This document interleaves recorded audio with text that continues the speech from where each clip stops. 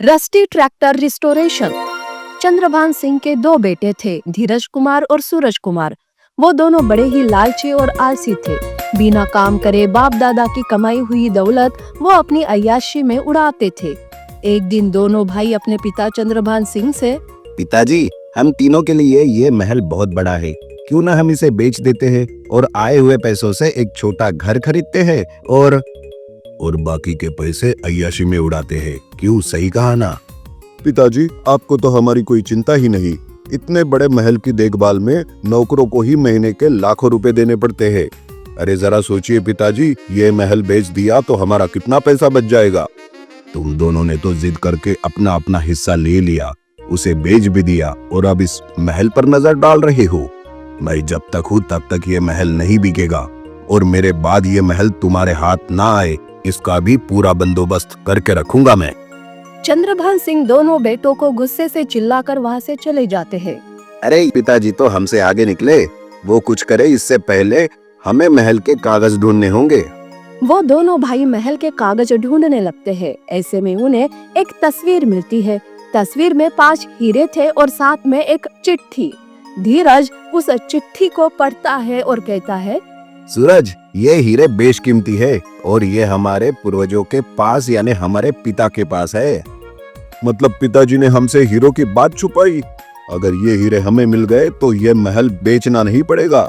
हीरे बेचकर ही हमारी 7 पीढ़ियां बैठकर खा सकती है।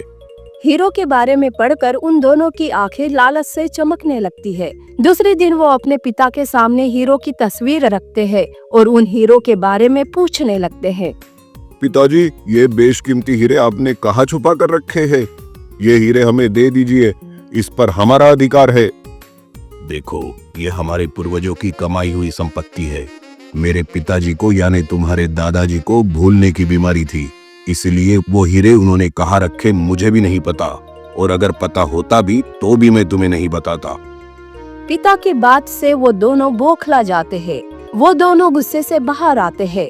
महल के बाहर सालों से एक जंग चढ़ा हुआ ट्रैक्टर था, जिसे देखकर धीरज को और गुस्सा आता है। पिताजी ने इस पुराने जंग चढ़े हुए ट्रैक्टर को आज तक संभाल कर रखा है। पता नहीं इसका और पिताजी का क्या संबंध है। सूरज, अभी के अभी इस ट्रैक्टर को दूर फेंक कर आओ। पिताजी को भी पता चले कि किसी को नाराज करके कैसे लगता है। सूरज जेसीबी की मदद से उस पुराने ट्रैक्टर को दूर एक जंगल में फेंक देता है। जब चंद्रभान को वो ट्रैक्टर नहीं दिखाई देता है तब, तुम दोनों ने मेरे पिताजी की निशानी को फेंक दिया। मेरे पिता ने उसी ट्रैक्टर से जमीन जोती थी, वो मेरे लिए पिता का आशीर्वाद था। पर तुम दोनों को किसी की भावना से कोई मतलब नहीं, बस तुम्हें चाहिए तो वो पैसा और बस पैसा। आपका ये इमोशनल ड्रामा हम पर नहीं चलेगा पिताजी। वो दोनों पूरे महल में हीरो को ढूंढने लगते हैं। दिन से रात हो जाती है पर हीरे कहीं नहीं मिलते। अरे भैया, अब क्या करें? 2 दिनों के बाद वो यादव कुमार आएगा हीरे खरीदने के लिए, तब हम उसे क्या देंगे? उसने तो हमें एडवांस भी दे दिया, अब क्या करेंगे भैया? मेरे पास एक आइडिया है। हम असली हीरे तो ढूंढ नहीं सके, पर नकली हीरे तो बना ही सकते हैं ना। उस यादव को नकली हीरे बेच देंगे और उसे कुछ पता चलने तक हम यहाँ से दूसरे देश भाग जाएंगे। वो दोनों वैसे ही नकली हीरे बनाने लगते हैं। इधर जंगल में सुनील लकड़ियाँ तोड़ने जाता है कि उसे वो ट्रैक्टर दिखाई देता है। अरे वाह, अब इस ट्रैक्टर को नए जैसे बनाऊंगा मैं, और मैं मेरे खेत में इससे काम करूंगा। अब मुझे यूं लकड़ियां बेचनी नहीं पड़ेंगी। सुनील एक मैकेनिक था, पर गरीब परिस्थिति के कारण उसे कोई भी काम करना पड़ता था। सुनील वहीं पर उस जंग चढ़े ट्रैक्टर का रिस्टोरेशन करने लगता है। उसका सारा जंग उतार कर उसे नया पेंट लगाता है। तब वो उस ट्रैक्टर का इंजन देखता है तो वहाँ उसे एक बॉक्स मिलता है। पुराना ट्रैक्टर होने के बाद इसका इंजन तो बड़ा ही अच्छा है, लेकिन ये बॉक्स कैसा है? सुनील बॉक्स को खोलता है तो वहाँ पर वो 5 हीरे। हीरो की चमक से उसकी आंखें चुंदिया जाती है। वहाँ पर महल का पता भी लिखा था, जिसे देखकर लगता है ये ट्रैक्टर और ये हीरे चंद्रभान सिंह जी के हैं। मैं आज ही उन्हें ये सब लौटा दूंगा। पुराना जंग चढ़ा हुआ ट्रैक्टर नया बन गया था, जिसे लेकर सुनील महल की तरफ जाने लगता है। तो इधर यादव कुमार हीरे खरीदने आता है। पर चंद्रभान को बेटों की चालाकी समझ आ गई थी। तुम दोनों पैसों के लिए धोखा दे रहे हो, तुम्हें जेल भी जाना पड़ सकता है। देखो मेरी बात मान लो, नहीं तो अंजाम बड़ा बुरा होगा।